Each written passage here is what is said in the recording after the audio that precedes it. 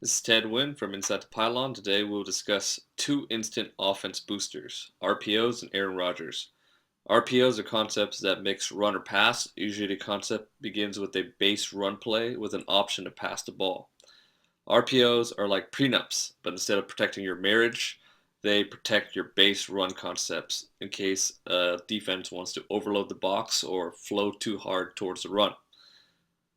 So the first concept we're going to look at is a pin and pull concept. The pin and pull concept is an outside run. They're trying to get the ball outside here, and this concept is paired with a three-man bubble screen to the backside of the play. So there are two ways a quarterback can read this play. He can either use a box count read, which means he's going to count the number of defenders in a box. In this case, it's 1, 2, 3, 4, 5, 6, 7 against 6 blockers, which means that the defense has a +1 advantage against the run. So the wise decision here would be to throw the ball instead of handing the ball off. The second way to read this is called a ratio read. So the first line I want you to see is this line here. Usually, some coaches call this the hard deck line. So we don't count any defenders past this line, which is around 7 yards, because the defender that's past this line is too deep to make a play on this bubble screen. The second line I want you to see is this line that's on the hash mark here. So we're not going to count any defender that is not at least shaded on the most inside receiver. So this defender here is inside, it is not shaded, so we won't count him. So the only two defenders we're going to count are these two defenders because they're inside the hard deck and inside of the number 3 receiver. So there's 2 defenders against 3 receivers, which gives an advantage to the offense to the bubble screen. So no matter how you read it, throwing the bubble screen in this situation is a wise decision. And some people criticize OCs for calling too many bubble screens, but a bubble screen is not exactly a called play. It's part of a play and part of a read. So Aaron Rodgers makes the correct read and throws the ball to the screen. So I want you to notice his ball placement here. So he throws the ball on the upfield shoulder of the wide receiver, not behind him. If he throws it behind him, then it's obviously going to slow down the wide receiver. If he throws it too far in front, it makes it a much harder catch. And if there's a defender nearby, he won't be able to make a move because he's too busy trying to run up and catch the ball. So he puts it on an upfield shoulder, not too far in front, not behind.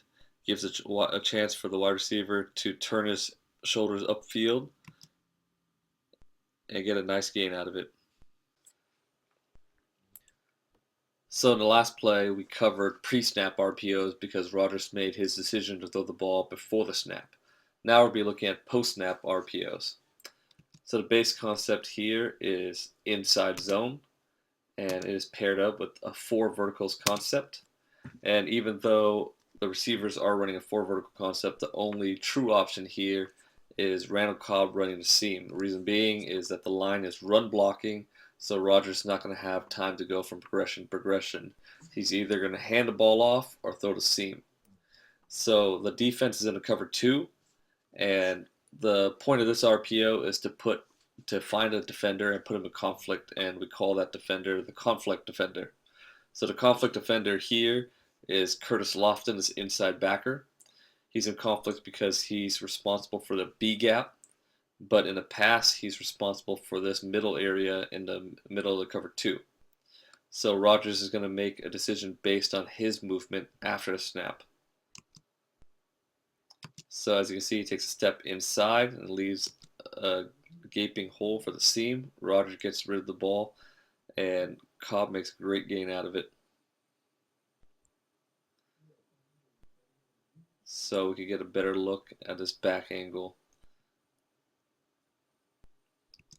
So again, that's Curtis Lofton, and again, Rodgers is making a read based on his movement after a snap.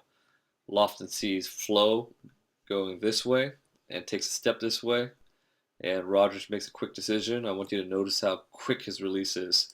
And this is key in running RPOs because the linemen are run blocking and they're getting downfield, and if the quarterback doesn't get rid of the ball before they get too far downfield, they're going to be called for an illegal man downfield penalty. But Rodgers releases lightning quick and gets rid of the ball. So what I covered were some simple RPOs and basic reads, but the game is evolving and coaches on all levels are doing some really innovative things with RPOs. And if you want to catch the latest on them, be sure to keep checking out Inside the Pylon.